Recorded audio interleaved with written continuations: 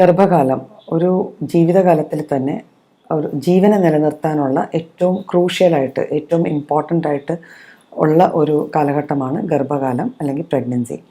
അപ്പം ഗർഭകാലത്തെക്കുറിച്ച് പലതരം എത്ര ലേൺഡായിട്ട് എത്ര പഠിച്ച ഒരു വ്യക്തിയാണ്, എത്ര അറിവുള്ള വ്യക്തിയാണെങ്കിൽ പോലും ഗർഭകാലം എല്ലാവർക്കും കുറേ ആശങ്കകളും കുറേ സംശയങ്ങളും ഉള്ളൊരു കാലഘട്ടമാണ്.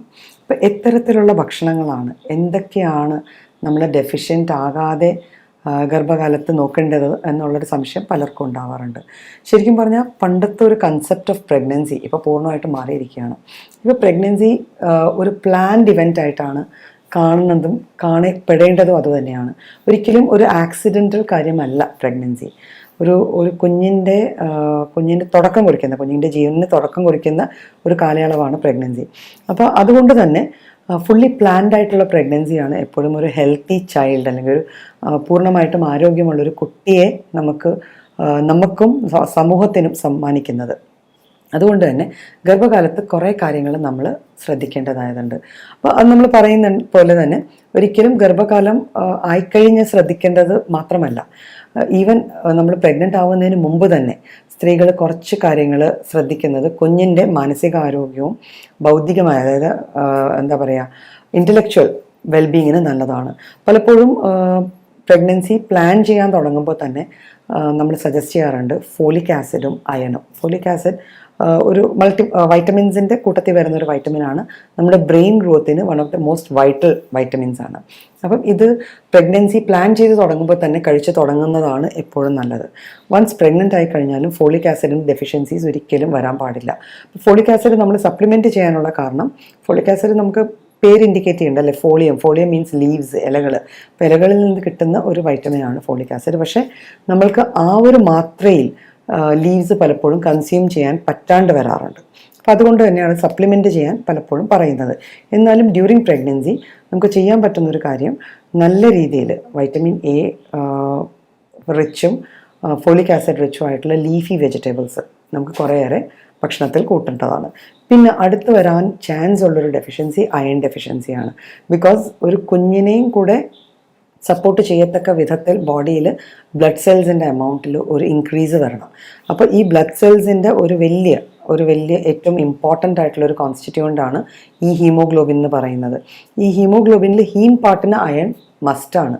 അപ്പോൾ അയൺ റിച്ച് ആയിട്ടുള്ള ഫുഡുകൾ നമുക്കറിയാം, ഇരുമ്പിൻ്റെ സത്ത് കൂടെ നമ്മൾ പണ്ട് പറയുമല്ലേ, ഇരുമ്പ് ചീനിച്ചട്ടിയിലാണ് പണ്ട് ഭക്ഷണങ്ങൾ ഉണ്ടാക്കിക്കൊണ്ടിരുന്നത്. അപ്പോൾ ഒരു ഡെഫിഷ്യൻസി ഫാക്ടർ അവിടെ വരാനുള്ള ചാൻസസ് കുറവായിരുന്നു. പക്ഷേ ഇന്നത്തെ കാലത്ത് നോൺ സ്റ്റിക്കിൻ്റെയൊക്കെ ഒരു കാലഘട്ടമാണല്ലോ നമുക്കുള്ളത്. ഈവൻ പിച്ചാത്തികൾ പോലും സിമ്പിൾ സ്റ്റീലിൻ്റെ പിച്ചാത്തികൾ തേഞ്ഞു പോകുന്നില്ല, ഇരുമ്പ് പിച്ചാത്തികൾ തേയുന്ന പോലെ.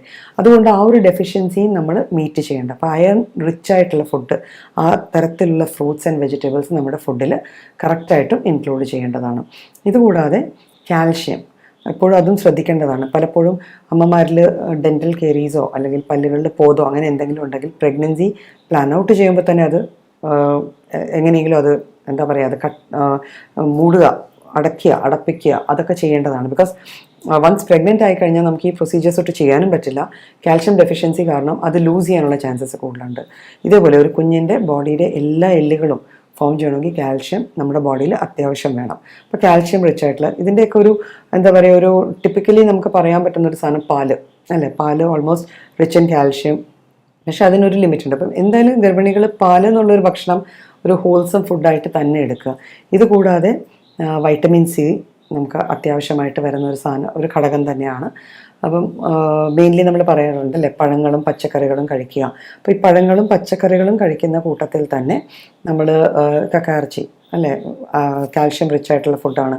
ഇപ്പം വെജിറ്റേറിയൻ ആയിട്ടുള്ള ആൾക്കാരാണെങ്കിൽ അത്തരത്തിലുള്ള ഫ്രൂട്ട്സ്, കാൽഷ്യം റിച്ച് ആയിട്ടുള്ള ഫ്രൂട്ട്സും ഓട്സ് അല്ലെങ്കിൽ റാഗി, ഇപ്പം അമൃതം പൊടി എന്ന് പറഞ്ഞൊരു കോമ്പിനേഷൻ നമ്മുടെ ശരിക്കും ഗവൺമെൻറ്റിൽ തന്നെ ആൾക്കാർക്ക് കൊടുക്കാറുണ്ട്, ഗർഭിണികളായ സ്ത്രീകൾക്ക് കൊടുക്കാറുണ്ട്.